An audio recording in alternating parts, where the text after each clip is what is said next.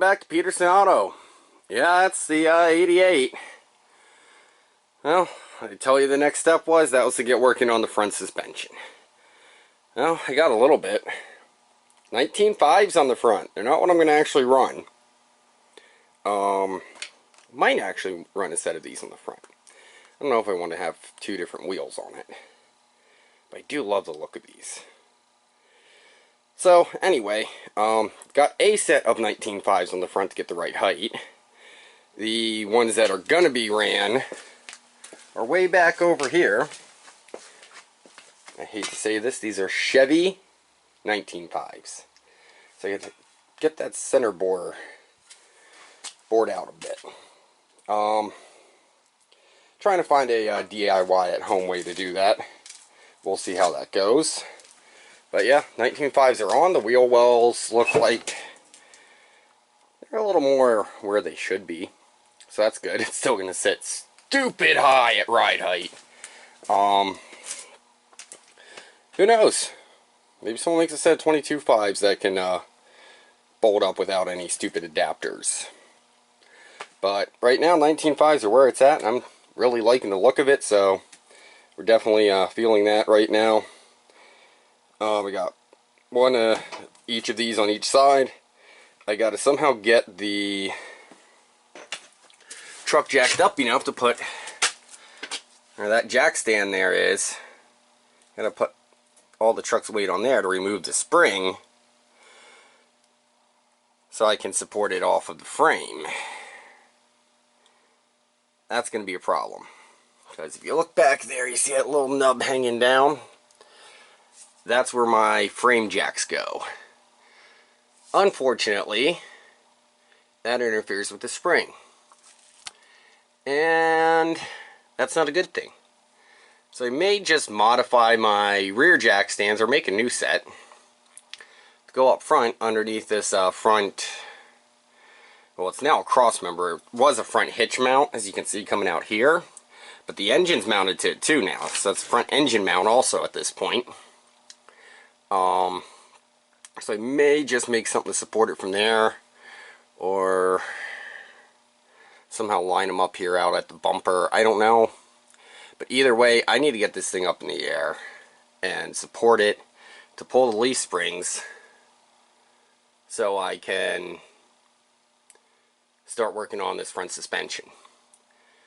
And looking at it, I think the better option is going to be a trailing arm design of some sort. Probably basically be a spring pack. It's going to bolt right in place of the factory spring pack. I'll build one more or less. So I think that's going to probably be our better bet. I don't know yet. We're going to see once we get more in there what we have clearances for. I know the shock's going to have to move because that's right in the center of the spring pack, and that's where I want the bag to go. So anyway, I'm going to get working on trying to get this thing back up in the air more for you. And once I have it able to support its own weight somehow, we'll go ahead and get working on mocking up suspension and whatnot as we can, and removing suspension and going from there. Well, we're getting there. That rear bolt is thoroughly seized.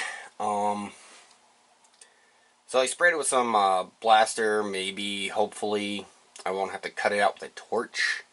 My torch tip is kind of messed up right now and in really bad shape, and I need to replace it. So we're letting PB Blaster do its thing, and decided to start mocking up suspension brackets. It's kind of close to the ball joint, but in all reality, I don't think that's gonna be a problem. Not sure, but I don't think. If you look at it that way, is the bag's not going to hit the ball joint, and even the deeper dish wheels ain't that much deeper, so they shouldn't be coming very close to the bag. So that might work out. I kind of wanted to get it under the frame, which we may still do because I have a couple of those bottom plates. So we could always mount one under the frame. I might mock that up. There's just giving you a bit of an idea of what it's looking like. And I think that could work very well. The bolts there just kind of to align things, by the way. And the bottom plate's literally just sitting there, just to kind of give you a spatial idea. I think that could work. I'd have to make a bracket to bolt it onto the frame, because I'm bolting to the frame. I'm not going through the whole welding to the frame thing unless I have to. So, I'd have to see if those, I know those two round holes are the same. The oval hole, not sure if that matches up on the other side or not, but the two round holes do. Because those are for the shock mount, so should be good with that one. I don't know. We're going to mock up the other way and see what we got. That's probably going to be our ideal mounting setup there. The top plate that's round now would be, the bottom plate would be the same as the top there. And I'd obviously have the control arm coming back, so that might be a better option. But the only thing I'm running into then is access to those bolts. So I'd have to see exactly how I can mount that, if I can get access or not for those bottom mounting bolts. On the rear, if I recall, it's one bolt, so I spun the bag on the bolt and then had a wrench, held it, and spun the bag tight, and that's how I tighten the rear. So, I'll have to look into bags too. I think I'm going to use the same ones though. It looks like we'll be pretty close here. Obviously this is going to have to space up more because the rear bags at full bump sit on their internal bump stops, and they're a little bit shorter. They should go up to about here. So we will have this spaced up. So I might be able to get those bolts on the bottom having access. We'll have to really just take a look and find out. So there's option 2. I'm going to try to get the rest of this this other bolt here out on the back. It's not liking me much at all. So if we can get that out without too much structural damage to anything else, I think we'll be set and good to go. And then we can finish up with starting to design everything and take measurements and maybe draw something out. Well, YouTube, still not budging. I hate to say it. I'm probably going to have to get the torch out. It's just not worth going through a bunch of cut-off wheel blades to cut through spring steel if I don't need a clean edge on spring steel. So we'll probably grab out the torch then once I get a new tip for it. But I did some mock-up work, as you've seen previously in this video. And I also worked out some bracket design. So we're just going to have a long arm. There's going to be a bend somewhere in it to correct the caster. Have to figure out exactly how much of a bend that's going to be based upon ride height. So I can do some basic math. So basically sits straight at stock ride height. So I'm just going to compensate based on how much lift I have and how much shim I need. But we're going to have a big long metal arm. It's going to be 4-inch tube, about 3 inches wide, 1/4 inch, 3/8 wall, something really heavy duty. There's going to be a stock style spring bushing in the back there, or something similar. You know, it's going to taper down, as you can see right here, about over 14 inches or so. Should put us about here. So, some kind of taper in there for caster. I might be able to just move this up to the top of the bar and get away with it. We'll find out. I'll do the math like I said.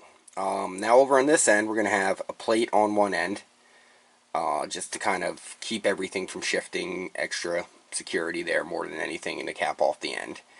We're going to have our locating dowel set in there, and a little wedge on the bottom again to keep things from shifting. I'm thinking more or less accident shifting, you know. So it is front suspension. The rear suspension drops out. Okay, whatever. You're still able to steer. The front suspension drops out. You're not. We're going to use stock U-bolts and a stock upper spring plate to make everything attached together. So there's this kind of side view of the stock upper spring plate. You can see there it is. On the right and the left, there's the little notches up. The shock mount will be taken off, obviously, so I'll have to work that in. That's a good point. Probably work that into the arm.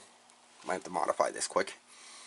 Top's just going to look like that with a round plate on top for the airbag to sit on.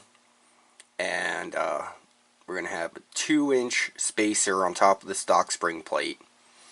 And it's going to be about 3 inches wide. That'll give me room to weld it and get the bolts in there without any issues. So I'll mock that all up and just make sure the bolts fit. But there's a bolt. Pardon the camera adjusting. There's a bolt, and I think they're 9/16 bolts. So we should have plenty of room to get the bolt between the top plate for the bag and the spring plate. So yeah, that's our basic design. That's where I'm going to go. I'm going to probably wind up mounting somewhere in here for the shock. Should be able to fit it right next to the bag. May move it a little bit more, I'm not sure, but I want to make the shock mount off the bag mount, I think. I'm not positive. Because if the bag's supported like that, you know, the bag's supported like that, it's directly pushing most of the weight at least up on the frame. So we're not going to really have any problems with a shear issue going on or anything with the shock being attached on the same bracket. So we'll probably wind up doing that. Worst case scenario, I can always put the shock out front. But if I put it back further, and it's a few inches back the arm, I might be able to get away with a stock length shock. So again, some of the things we're going to have to do some measuring and geometry for and figure out what exactly we need. But if I put it too far back, it's going to be too stiff too. So that's something else to remember. So we just got to kind of keep it close to the factory location, but you know, consider what we're doing with it. A heavier suspension with a stock size shock will kind of take that up there. And I got to go over to the other side and confirm all this is gonna work. But for now, I think that's our plan, and I think we're going to stop here today. So thank you for watching. Please like, comment, and subscribe to Peterson Auto, and don't forget to catch more of the Dolly build.